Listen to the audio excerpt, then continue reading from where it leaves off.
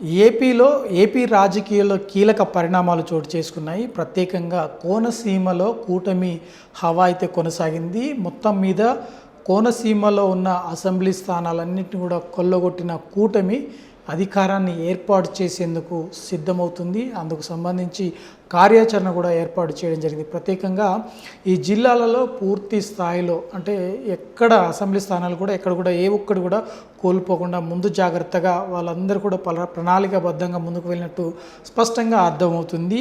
TDP, Janasena, BJP కూటమితో ఈ హవా అయితే పూర్తి స్థాయిలో కనిపిస్తుంది. కోనసీమలో ఉన్న జిల్లాలన్నింటిలో కూడా నియోజకవర్గాలన్నింటిలో కూడా మరి వీరే ఆధిక్యం సాధించి ముందుకు దూసుకుపోతున్నారు. మరొక వైపు ఇక్కడ నుండి ఇప్పటికే వైసీపీలో ఉన్న మంత్రులుగా పనిచేసిన వారందరూ కూడా దాదాపు తిరోగమనంలో ఉన్నారు. వారు చేసిన సేవలను కూడా ప్రజలు గుర్తించినట్లుగా లేరు. ఎవరైతే ఎన్నికల్లో అంటే గత ప్రభుత్వంలో మంత్రులుగా పనిచేసి ప్రజల మధ్యకు వెళ్ళి ఎన్నికల బరిలో నిలిచిన వారందరికీ చుక్కెదురైంది అని చెప్పి స్పష్టంగా అర్థమవుతుంది.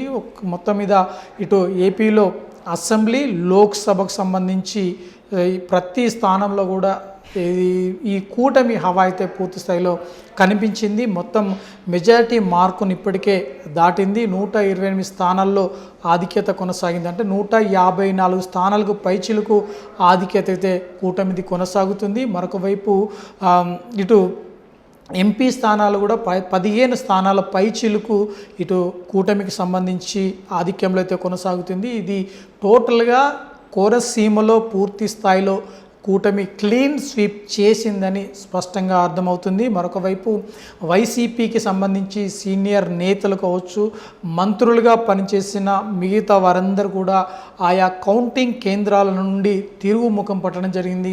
ఇంటి దారి పట్టారని స్పష్టంగా అర్థమవుతుంది.